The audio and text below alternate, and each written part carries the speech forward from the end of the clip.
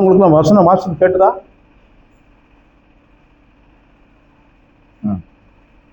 கர்த்தருடைய பரிசுத்த நாமத்திற்கு மகிமை உண்டாகட்டும். இந்த நாளில் நாம் கர்த்தருடைய சமூகத்தில் வந்திருப்பது மிகப்பெரிய ஸ்லாக்கியம், பாக்கியம். கர்த்தருடைய சமூகத்தில் வந்திருப்பது மிகப்பெரிய ஸ்லாக்கியம், பாக்கியம். பிரியமானவர்களே,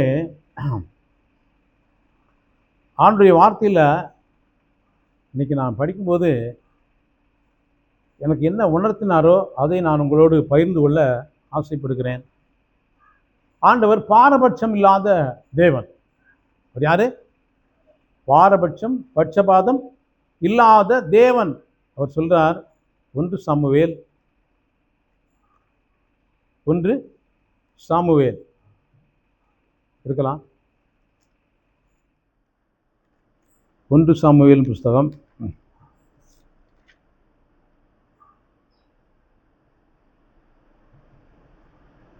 2ஆம் அதிகாரம்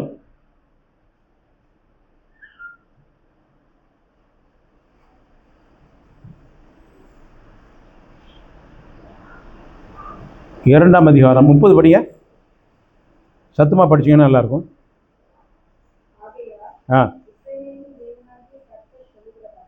இஸ்ரவேலின் தேவனாகிய கர்த்தர் சொல்லுகிறதாவது,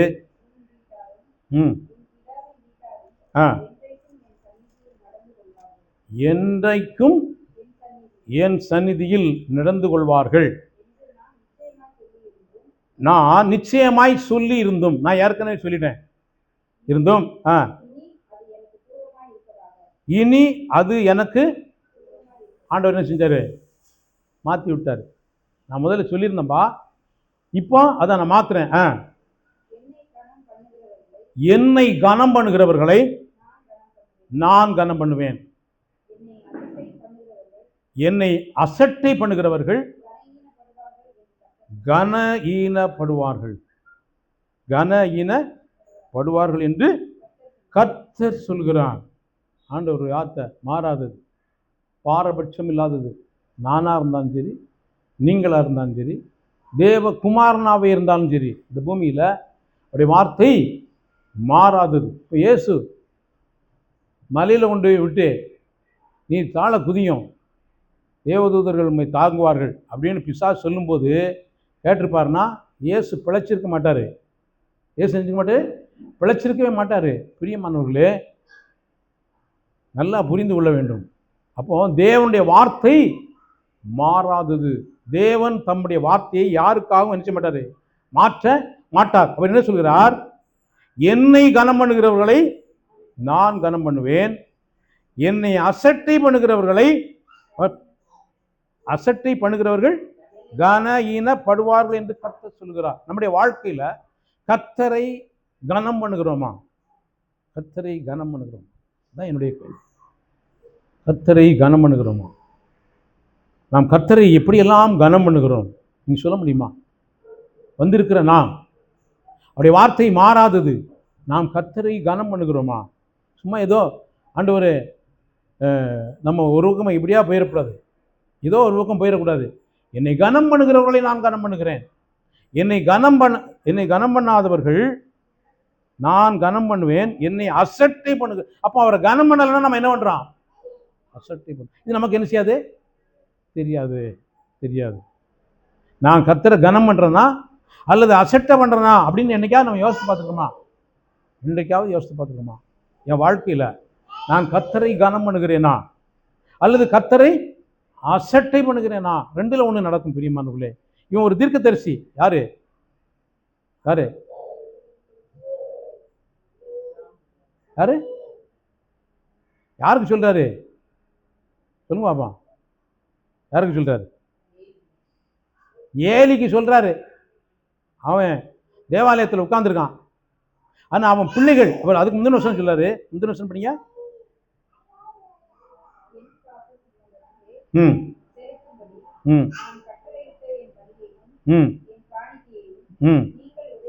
நீங்கள் உதைப்பானேன்.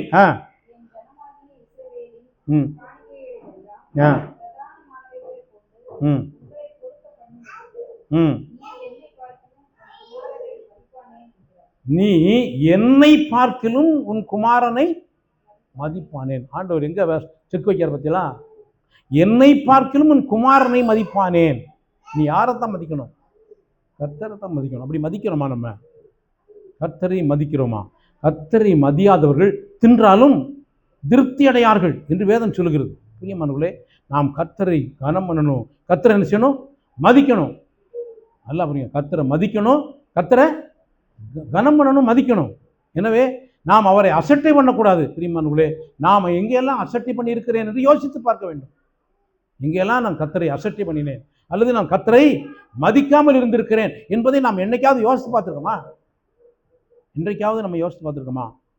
பிரியமானவர்களே, ஆண்டவர் சொல்லாரு, மாடு தன் எஜமானையும் கழுதை தன் முன்னணியும் அறியும், என் ஜனமோ என்னை அறியாது இருக்கிறார்கள் என்று சொல்கிறார். எனவே ஒரு தீர்க்கதரிசிக்கு ஆண்டவர் இப்படி தான் வைக்கிறார் செக்கு. எனவே பிரியமானவர்களே, நாம் அவரை கனம் பண்ணுகிறோமா? நம்முடைய வாழ்க்கையில் கர்த்தரை கனம் பண்ணுகிறோமா அல்லது அசட்டை பண்ணுகிறோமா? இயேசு சொன்னார், யோவான் சுவிசேஷம் 12ஆம் அதிகாரம் 26வது வசனம் படிங்க. யோவான் 12:26. சத்தமா படிங்க, சீக்கிரம். ஒருவன், இயேசு இந்த பூமியில் வந்த போது சொன்னார், ஒருவன் எனக்கு ஊழியம் செய்வானால் என்னை பின்பற்ற கடவன். நான் எங்கே இருக்கிறேனோ அங்கே என் ஊழியக்காரனும் இருப்பான். ஒருவன் எனக்கு, எத்தனை பேரு? ஒருவன் எனக்கு ஊழியம் செய்தால் அவனை பிதாவானவர் கனம் பண்ணுவார். இங்க இயேசு என்ன சொன்னார்? இப்போ இயேசு எதை பற்றி தான் பேசுறாரு? அவருக்கு ஊழியம் செய்கிறவனை பிதா கனம் பண்ணுவார். மனுஷன் கனம் பண்ணணுங்கிற எதிர்பார்ப்பே கிடையாது நமக்கு. யார் கனம் பண்ண வேண்டும்? வேண்டாம். மனுஷன் நம்மளை கனம் பண்ணவே வேண்டாம். அந்த எதிர்பார்ப்பை நம்ம தூர விட்டுட்டு நாம் கர்த்தருக்கு ஊழியம் செய்யும்போது கர்த்தர் என்னை கனம் பண்ணுவார். நீ அவரை கனவீனம் மதிக்கல அப்படின்னா அவர் உன்னை கனவீனப்படும்படி ஒப்பு கொடுப்பார். இதுதான் பிரமாணம். இது மாறாத பிரமாணம். இப்படி நீங்க நெல் விதைத்தால் நெல்லே இருக்கலாம், இப்படி புல் விதைத்தால் புல்லே இருக்கலாம், களையை விதைத்தால் களையா இருக்கலாம். ஆனால் கர்த்தருக்கு ஊழியம் செய்தால் பிதாவானவர் என்ன செய்வாரு? கனம் பண்ணுவார். என்னை பின்பற்றி எனக்கு ஊழியம் செய், பிதா கனம் பண்ணுவார். பிதா கனம் பண்ணுதான் நமக்கு நிலைத்திருக்குமே தவிர மனுஷனுடைய கனம் எப்போ தூக்கி விடுறான்னு சொல்ல முடியாது. சரியா? எப்போ உன்னை புறக்கணிப்பான்னு சொல்ல முடியாது. ஆனால் நீ கர்த்தருக்கு ஊழியம் செய்தால் கர்த்தர் என்ன செய்வார்? கனம் பண்ணுவார். எத்தனை பேர் இந்த கர்த்தருடைய ஊழியத்தை கனமான ஊழியம், அவரை சேவிப்பது இந்த உலகத்திலே மேன்மையானது என்று எண்ணுகிறோம்? இப்படி அவரை சேவிப்பதும் அவருக்கு ஊழியம் செய்வதும் கனமான ஒன்று, மகிமையான ஒன்று, உயர்வான ஒன்று. ஒப்பிடப்பட்ட தக்கவைகளெல்லாம் இதுக்கு நிகரல்ல. நீ எதெல்லாம் மதிக்கிறையோ அதுக்கெல்லாம் இது என்ன செய்யுது? நிகரே இல்லை. பிரியமானவர்களே, அப்போ என்னை பார்க்கிலும் உன் பிள்ளையை மதிக்கக்கூடாது. அடுத்து, ஒருவன் எனக்கு ஊழியம் செய்தா பிதாவானவர் கனம் பண்ணுவார். அவர் கனம் பண்ண எப்படி இருக்கும் தெரியுமா? அவர் குமாரன் பிதாவினுடைய வலது பாரிசத்தில் வைத்திருப்பார். பிதாவினுடைய வலது பாரிசத்தில் உன்னையும் என்னை வைத்திருப்பார். எதை விரும்புகிறோம்? நாம் எதற்காய் ஓடிக்கொண்டிருக்கிறோம்? எதற்காய் ஓடிக்கொண்டிருக்கிறோம்? பிரியமானவர்களே, எனவே கொஞ்சம் யோசித்து பார்ப்போம். இந்த நாளில் கொஞ்சம் சிந்திப்போம், கொஞ்சம் யோசிப்போம். நாம் எதை நம்முடைய இருதயத்தில், நம்முடைய ஆத்மாவில் பிரதானமாய் வைத்திருக்கிறோம்? லூக்காவில் ஒரு இடத்துல வசனம் உண்டு, அநேக ஸ்திரீகள் அவருக்கு என்ன செஞ்சாங்களாம்? ஊழியம் செஞ்சாங்களாம். அநேக ஸ்திரீகள். எனவே பிரியமானவர்களே, லூக்கா 10ல் 2 படிங்க.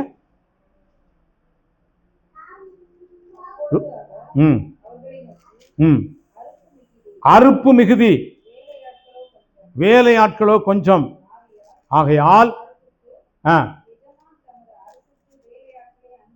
அனுப்பும்படி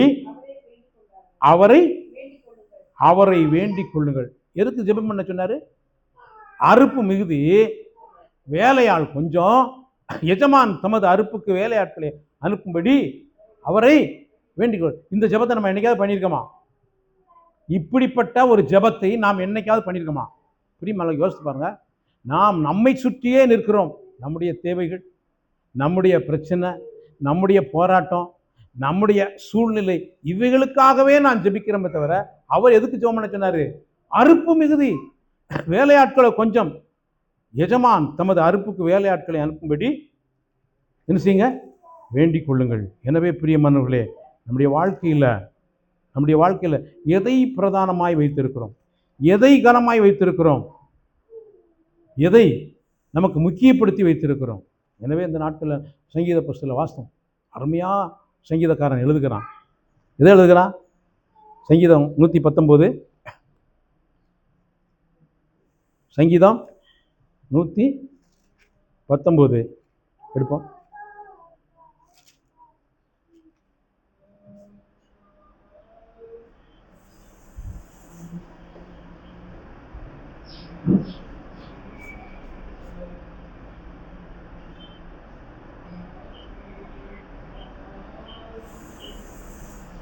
பதினைந்து 16.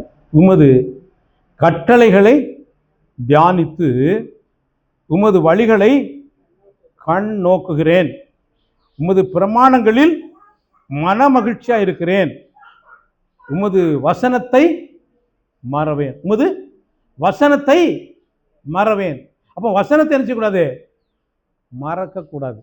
ஆனால் நம்ம வசனத்தை படிக்கிறதே இல்லையா? வசனத்தை படிக்கிறது இல்லை. அவன் சொல்லான், நான் வசனத்தை மறக்க மாட்டேன். சங்கீதம் மத்தேயு 13:23 படிங்க.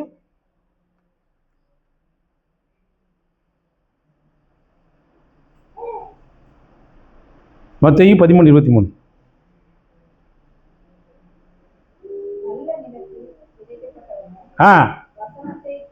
வசனத்தை கேட்கிறவனும். இப்போ இவன் என்ன சொல்றான்? வசனம், நான் வசனத்தை மறக்க மாட்டேன்றான். இப்படி வசனத்தை நான் மறவேன் அப்படின்னு சொல்றான். எத்தனை பேர் வசனத்தை நாம் நேசித்து வாசித்து அதை தியானித்து அதை நம்முடைய வாழ்க்கையில அபியாசப்படுத்தும் போது உன் வாழ்க்கையில நிச்சயமாய் அவர் உன்னை கனம் பண்ணுவார்.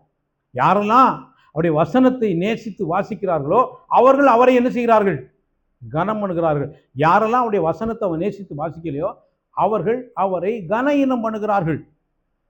யாரா இருந்தாலும் சரி, நானா இருந்தாலும் அதே தான். பிரியமானவர்களே, இது அரசனுக்கு ஒன்று, குடியானவனுக்கு ஒரு சட்டமே கிடையாது. எல்லாருக்கும் ஒரே சட்டம் தான். ராஜாவுக்கும் இதுதான், அந்த குடியானவனுக்கும் அதுதான். எத்தனை பேர் நாம் வேத வசனத்தை, தேவனுடைய வார்த்தையை நேசித்து வாசித்து அதை என் இருதயத்திலே காத்துக்கொள்கிறோம்? சங்கீதம் 116ல் 161 வாசிங்க. சங்கீதம் 119ல் 161 முதல் ஒரு 6 வசனம்.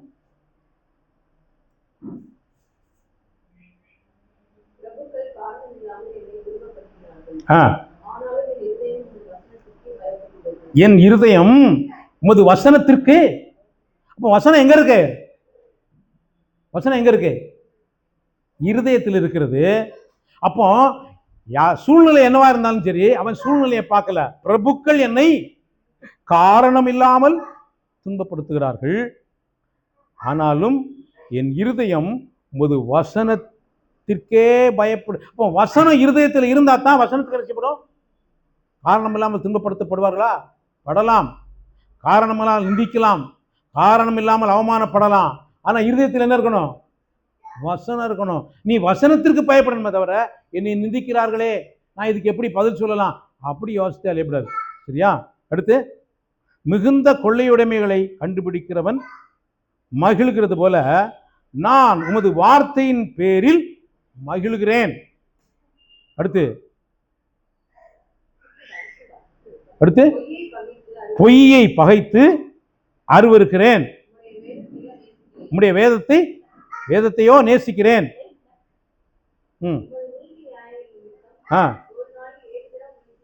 உமது நீதி நியாயங்களின் நிமித்தம் ஒரு நாளில் 7 தரம் உம்மை துதிக்கிறேன்.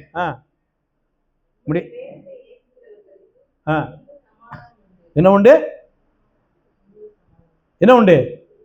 மிகுந்த சமாதானம். உம்முடைய வேதத்தை நேசிக்கிறவர்களுக்கு மிகுந்த சமாதானம். யாருக்கெல்லாம் சமாதானம் வேணுமோ அவங்க என்ன செய்யணும்? என்ன செய்யணும்? வேத சொத்து இருக்கலாம், ஆஸ்தி இருக்கலாம், எல்லாம் இருக்கலாம், ஆனால் என்ன இருக்காது? சமாதானம் மட்டும் இருக்காது. பிரியமானவர்களே, சமாதானத்தை வேணும்னா நீ வசனத்தை நேசித்து வேதத்தை உன் இருதயத்தில் பதித்து கர்த்தருடைய வேதத்துக்கு நீ பயப்படணும். நீ அப்படி பயப்பட்டா மட்டும்தான் உன் வாழ்க்கையில் என்ன இருக்கும்? மிகுந்த சமாதானம் இருக்கும். இல்லை எல்லாம் இருக்கும், ஆனால் என்ன இல்லாமல் போயிடும்னா சமாதானம் இல்லாமல் போய்விடும். பிரியமானவர்களே, கொஞ்சம் யோசித்து பாருங்க. நம்முடைய வாழ்க்கையில் நம்முடைய இருதயத்தில் எது நமக்கு பிரதானமாக இருக்கிறது? எது நமக்கு முக்கியமாக இருக்கிறது? எது நமக்கு ஏக்கமாக இருக்கிறது, தவிப்பாக இருக்கிறது? எது நமக்கு வாஞ்சையா இருக்கிறது? பாருங்க. அடுத்து, கர்த்தாவே உம்முடைய ரட்சிப்புக்கு நான் காத்திருந்து உம்முடைய கற்பனைகளின்படி செய்கிறேன். என் ஆத்துமா உமது சாட்சிகளை காக்கும், அவைகளை நான் மிகவும் நேசிக்கிறேன். உமது கட்டளைகளையும் உமது சாட்சிகளையும் காத்து நடக்கிறேன். என் வழிகளெல்லாம் உமக்கு முன்பாக இருக்கிறது. என் வழி, என் பார்வை, என் நட, என்னுடைய சிந்தை, என்னுடைய நோக்கம், என்னுடைய வார்த்தை எல்லாம் யாருக்கு முன்னாடி இருக்கு? அவருக்கு முன்பாக இருக்கிறது. இப்படிப்பட்ட ஒரு வாழ்க்கையை வாழ்வதற்குத்தான் கர்த்தர் கல்வாரி சிலுவையில் ரத்தம் சிந்தி மீட்டு கொண்டார், ரட்சித்தார். இப்படி அவருக்கு சொந்தமாய் நம்மை ஆக்கி கொண்டார். நாம் நமக்கு சொந்தமானவர்கள் அல்ல. எனவே பிரியமானவர்களே, நல்ல யோசிங்க. கர்த்தருடைய வசனம் உங்களுக்கு இருக்கிறதா? கர்த்தருடைய வார்த்தை உங்களோடு பேசுகிறதா? கர்த்தருடைய வார்த்தைக்கு நீங்கள் முக்கியத்துவம் கொடுக்கிறீர்களா? எதை நாம் நேசிக்கிறோம்? எதை நாம் நேசிக்கிறோம்? எதை நாம் இருதயத்தில் பதித்து வைத்திருக்கிறோம்? எது நமக்கு பிரதானமாக இருக்கிறது? எது நமக்கு பிரதானமாக இருக்கிறது? தாவீது அப்படி சொன்னான். எப்படி சொன்னான்? சங்கீதம் 42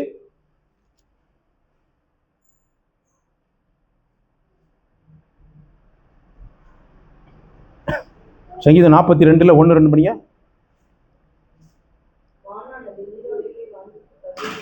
மானானது நீரோடையை வாஞ்சித்து கதறுவது போல தேவனே என் ஆத்துமா. அடுத்து,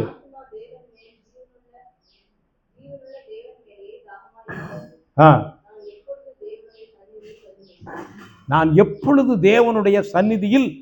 அப்போ அவன் பிரசன்னத்தை, ஆண்டோடைய சமூகத்தை, ஆண்டோடைய பிரசன்னத்தை அவன் வாஞ்சித்து தான் கதறுகிறான். பிரியமானவர்களே, இப்படி ஒரு கதறலும் ஒரு தாகமும் ஒரு ஏக்கமும் ஒரு தவிப்பும் நமக்கு இருக்க வேண்டும். அப்படி இல்லாதவனுக்கு அவர் தம்முடைய வழிகளை காண்பிக்கவே மாட்டார், தம்முடைய சத்தியத்தை வெளிப்படுத்தவே மாட்டார். யோவான் 17:17 படிங்க. யோவான் 17:17.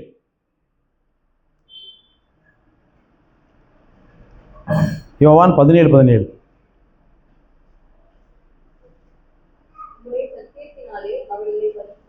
இப்ப ஆண்டவர் எதனால பரிசுத்தமாக்குறாரு? சத்தியத்தினால பரிசுத்தமாக்கும். வசனமே, உம்முடைய வசனமே. அதனால தான் வசனத்தை படி, வசனத்தை படி, வசனத்தை இருதயத்தில் வையே, வசனத்தை வையின்னு சொல்ல காரணம் என்னன்னா, வசனம் தான் சத்தியம். வசனம் இருதயத்தில் இருக்கும்போது அந்த வசனம் ஒன்று என்ன செய்யும்? சுத்தமாக்கும், சுத்தமாக்கும். ஆனால் நம்ம ஜனங்கள் யாருமே எதை படிக்கிறது கிடையாது. நல்ல டிவியில் 1 மணி நேரம் 3 மணி நேரம் சேர்ந்து ஆராதிப்பாங்க, பாட்டு படிப்பாங்க. ஆனால் என்ன செய்ய மாட்டாங்க? வசனத்தை படிக்கிறதே கிடையாது. வசனத்தை படிக்கிறதே கிடையாது. எனவே பிரியமானவர்களே, நீங்கள் ஏமாந்து போகக்கூடாது என்று தான் தேவன் விரும்புகிறார், நானும் விரும்புகிறேன். எனவே எந்த அளவுக்கு தேவனுடைய வார்த்தையை நீங்கள் நேசித்து வாசித்து உங்களுடைய இருதயத்தில் பத்திரமாய் வைத்திருக்கிறீர்களோ, அங்கே கர்த்தர் ஆசீர்வாதத்தையும் ஜீவனையும் கட்டளையிட்டு இருக்கிறதை நீங்கள் பார்க்க முடியும். சரியா? ஏசாயா 66 1 2 படிங்க. ஏசாயா 66 1 2.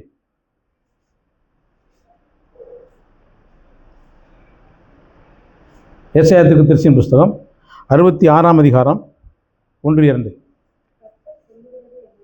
கர்த்தர் சொல்லுகிறது என்னவென்றால், வானம் எனக்கு சிங்காசனம், பூமி எனக்கு பாதப்படி.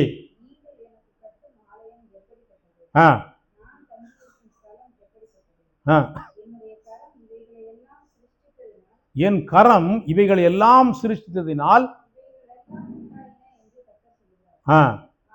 ஆனாலும் சிறுமைப்பட்டு ஆவியில் நொறுங்குண்டு என் வசனத்திற்கு நடுங்குகிறவனையே நோக்கி பார். தேவன் மாறாதவர். இன்றைக்கும் அவருடைய பிரமாணம் மாறாதது. ஆபிரகாம் காலத்தில் இதே தான் சூரியன், ஆபிரகாம் காலத்தில் இதே தான் பூமி இல்லையா? அதே நட்சத்திரம் தான், அதே சந்திரன் தான், மாறவே இல்லை. சில காரியம் மாற்றவே முடியாது, மாற்ற மாட்டார். எனவே யாரெல்லாம் ஆவியில் நொறுங்குண்டு சிறுமைப்பட்டு அவருடைய வசனத்துக்கு யார் அவர்களே அவர் நோக்கி பார்க்கிறார். மாற்ற மாட்டா மாற்ற. அவர் பேசினாரு, வருத்தப்பட்டு பாரம் சுமக்கிறவர்களே நீங்கள் எல்லாரும், யாருக்கு தெரியுமா? வசனத்தை படிக்கவனுக்கு தான் வருத்தமே வரும், வேற ஒருத்தனுக்கு வராது. வசனத்தை படிக்கிறதுனால் வருத்தம். வசனத்தின்படி என்னால் வாழ முடியலையே, வசனத்தின்படி என் இருதயத்தை காத்துக்கொள்ள முடியவில்லையே, வசனத்தின்படி என் சிந்தை இல்லையே, என்னுடைய செயல் இல்லையே அப்படின்னு யாரெல்லாம் யோசிக்கிறானோ அவன் எங்க போயிடுவான்? கிறிஸ்துவின் இடத்துல போவான், இயேசுவின் இடத்துல போவான். உன் வாழ்க்கையில மிகுந்த ஆசீர்வாதமும் சமாதானமும் இளைப்பாறுதலும் இருக்கும் பிரியமானவர்களே. எனவே நாம் கூடுவதன் நோக்கம் நமக்கு ஒரு கூட்டத்தை உண்டாக்குவதற்கு அல்ல. நல்லா புரிந்து கொள்ளணும். நமக்கு ஒரு கூட்டத்தை உண்டாக்குவதற்கு அல்ல. நீ தேவனுக்குரியவனாய் தேவனுக்குரியவளாய் இந்த பூமியில் இருந்து விடுபட்டு கர்த்தரை ஆராதிக்கிறவளாய் இருக்கும்போது உன்னை இந்த பூமியில எல்லா இடத்திலையும் அவர் உயர்த்தி வைக்கிறதை அநேகர் காண்பார்கள். அநேகர் என்ன செய்வாங்க? காண்பார்கள். எனவே ஆண்டவர் சொல்றார், என் வசனத்துக்கு நடுங்குகிறவனையே நோக்கி பார்ப்பேன். எரேமியா 6:10 படிங்க. எரேமியா 6:10.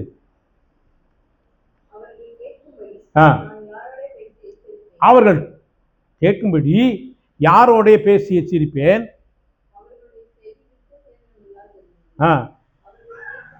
கேட்க மாட்டார்கள். கர்த்தருடைய வசனம் நிந்தையா இருக்கிறது, விருப்பம் இல்லை. வசனத்தின் மேல் என்ன? விருப்பம் இல்லை. பிரியமானவர்களே, ஆசீர்வாதத்தின் மேல் விருப்பம், ஐஸ்வர்யத்தின் மேல் விருப்பம், சுகத்தின் மேல் விருப்பம், பிரபலமாய் இருப்பது விருப்பம், பாடுவது விருப்பம். ஆனா எது விருப்பம் இல்லை? வசனத்தின் மேல் விருப்பம் இல்லை. என்ன செய்ய முடியும் பிரியமானவர்களே? 16 படிங்க.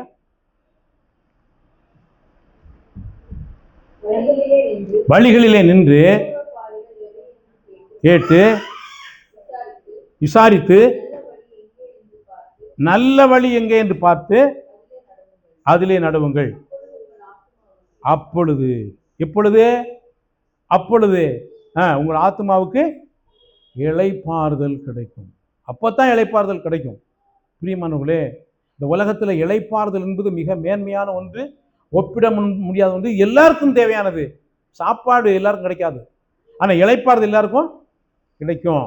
வீடு, பெரிய பெரிய பங்களா எல்லாருக்கும் கிடைக்காது, ஆனால் எல்லாருக்கும் என்ன உண்டு? இளைப்பாறுதல் உண்டு. எல்லாம் இருந்தாலும் இளைப்பாறுதல் இல்லாமல் இருந்தால் நீ வாழ்க்கையில் வாழ்ந்தே பிரயோஜனம் இல்லைன்னு சொல்லி வேதத்தில் பிரசங்கி 6ஆம் அதிகாரம் 3ஆம் வசனம் சொல்லுது. படிங்க. பிரசங்கி 6ஆம் அதிகாரம் 3ஆம் வசனம் படிங்க.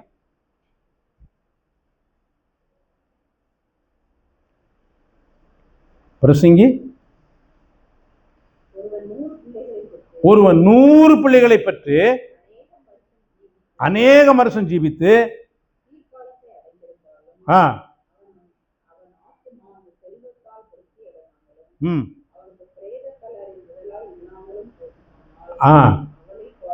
அவனை பார்க்கிலும் கருவழிந்த பிண்டம் வாசி. பாருங்க என்ன பயங்கரமா இருக்கு. 100 பிள்ளைகளை பெற்று அநேக வருஷம் ஜீவித்து ஆத்மா அந்த செல்வத்தால் என்ன செய்ய முடியாது? திருப்தி அடைய முடியாது. அப்போ செல்வத்தினால் ஒரு மனுஷன் என்ன செய்ய முடியாது? திருப்தி அடைய முடியாது. கர்த்தரால் மட்டுமே ஒரு மனுஷன் திருப்தி அடைய முடியும். தேவனால் மட்டுமே திருப்தி அடைய முடியும். பரிசுத்த ஆவியினால் மட்டுமே திருப்தி அடைய முடியும். எனவே இதற்குத்தான் ஆண்டவராகிய இயேசு கிறிஸ்து கல்வாரி சிலுவையில மரித்து அடக்கம் பண்ணப்பட்டு 3ஆம் நாள் உயிர் தெழுந்து தம்முடைய பரிசுத்த ஆவியை அவரை தேடுகிறவர்களுக்கு, யாருக்கு? அவரை வாஞ்சிக்கிறவர்களுக்கு, அவர் சமூகத்தை நித்தமும் தேடுகிறவர்களுக்கு அவர் கொடுக்கிறார். எல்லாரும் கொடுக்கறது இல்லை, எல்லாரும் கொடுக்கறது இல்லை பிரியமானவர்களே. எனவே நாம் தேடுகிறோமா?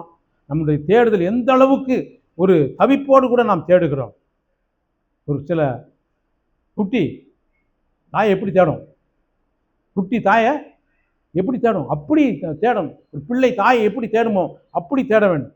அப்படி நாம் தேடும்போது பிரியமானவர்களே, நம்முடைய வாழ்க்கையில் மிகுந்த ஆசீர்வாதத்தையும் மிகுந்த சமாதானத்தையும் மிகுந்த ஒப்பிட முடியாத ஒரு பாக்கியத்தையும் தேவன் நம்முடைய வாழ்க்கையில் நமக்கு என்று ஆயத்தம் பண்ணி வைத்திருக்கிறார். எனவே பிரியமானவர்களே, வேத வசனத்தை, தேவனுடைய வார்த்தையை நாம் எந்த அளவுக்கு வாஞ்சிக்கிறோம், நேசிக்கிறோம், அதன் மேல் நமக்கு எந்த அளவுக்கு தாகம் இருக்கிறது, எந்த அளவுக்கு நமக்கு வாஞ்சை இருக்கிறது என்பதை பார்க்கிறார். ஏதோ நாம் கடந்து போய்கொண்டே இருக்கிறோம். ஒவ்வொரு நாளும் தேவன் நம்மை ஆச்சரியமாய் அதிசயமாய் நம்முடைய மிகுந்த வல்லமையினாலே நம்மை ஆசீர்வதித்து வழிநடத்தி வந்திருக்கிறார். ஆனால் ஒரு தவிப்பு நமக்கு இருக்கிறதா? எதன் மீது? எதன் மீது? வேத வசனத்தின் மீது. அதான் சொன்னார். சங்கீதம் முதல் அதிகாரம், சங்கீதம் முதல் அதிகாரம் வாசிங்க. சங்கீதம் 1ஆம் அதிகாரம் 1 முதல்.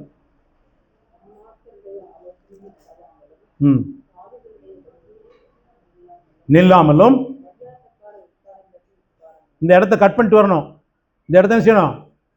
கட் பண்ணிட்டு வரணும். இந்த இடத்த கட் பண்ணிட்டு வரணும். ஆவியானவர் உங்களுக்கு சொல்லணும். இப்படியே பாவிகளுடைய வழியில் இல்லாமல், அதாவது துன்மார்க்கனுடைய ஆலோசனையில் நடக்காத, காலு அடுத்து நிற்காத, அடுத்து அப்போ நடந்து நின்று கடைசியில் நினைஞ்சிருவான், உட்காந்துருவான்.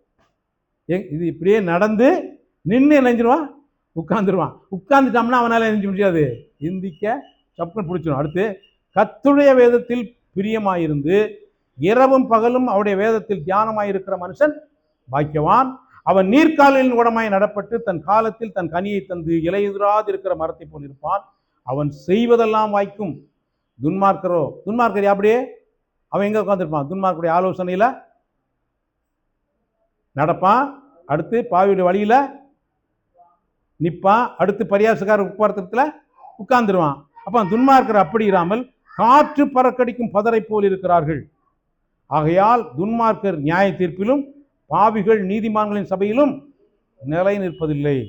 கர்த்தர் நீதிமான்களின் வழியை அறிந்திருக்கிறார், துன்மார்க்கரின் வழியோ அழியும். அப்போ தேவன் அறிந்திருக்கிற வழி என்று இருக்கிறது, அழியக்கூடிய வழி ஒன்று இருக்குது. ரெண்டும் இருக்கு. இதை நம்ம ரெண்டையும் பார்த்து பார்த்து நம்முடைய வாழ்க்கையில நடப்போமானால் கர்த்தர் உங்களை செழுமையான பாதையிலே, நீதிமான் விரும்புகிறது அவனுக்கு என்ன செய்யப்படும்? கொடுக்கப்படும். நீதிமான் சிங்கத்தை போல எப்படி இருப்பான்? தைரியமாயிருப்பான். இப்படிப்பட்ட வாழ்க்கை வாழ்வதற்கு உங்களுக்கு வேதத்தின் மீது என்ன இருக்குமா?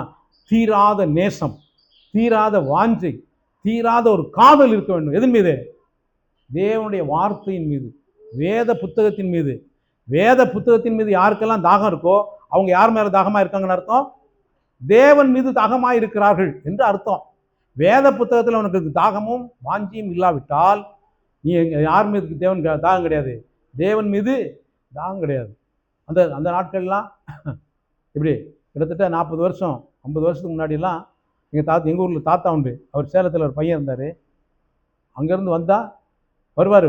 சேலத்துலேருந்து மகன் வீட்டிலேருந்து வந்த உடனே பார்த்தீமா கடிதம் எழுதி போடுவார். போய் 8 நாளில் அங்கேருந்து கடிதம் வந்துடும். அந்த கடிதம் தூக்கிட்டு என்னையத்தான் படிக்க சொல்லுவார். வந்து படிப்பேன். நான் படிக்கும்போது அவர் என்னப்பா திரும்ப படிப்பா அப்படிம்பார். இப்படியே திரும்ப படி அப்படிம்பார். திரும்ப திரும்ப அவர் படித்து காட்டணும். ஒரு தடவை படித்தா போதாதா? இப்படி அவருக்கு மகன் மீது உள்ள அன்பினால் கடிதத்தை மாறி மாறி படிப்பார். மகன் என்ன சொல்லியிருக்கான் அப்படிங்கிறதுக்காண்டி.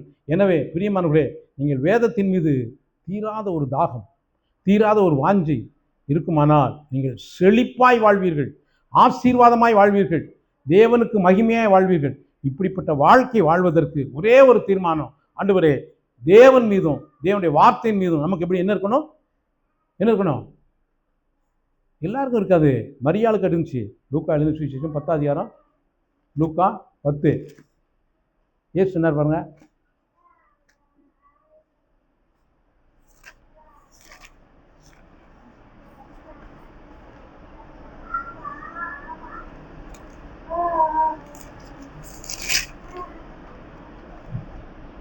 நாற்பத்தொன்னு.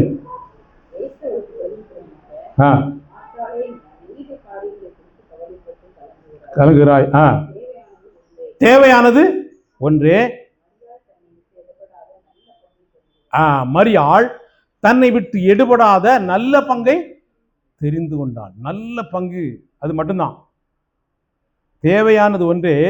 மரியாள் தன்னை விட்டு எடுபடாத நல்ல பங்கை தெரிந்து, இது நீங்களும் நானும் தெரிந்து கொள்ள வேண்டியது. இயேசுவே சொல்லலை என் பாதத்தில் வந்து உட்காரு அப்படின்னு சொல்ல. அவ என்ன பண்ணா தெரியுமா?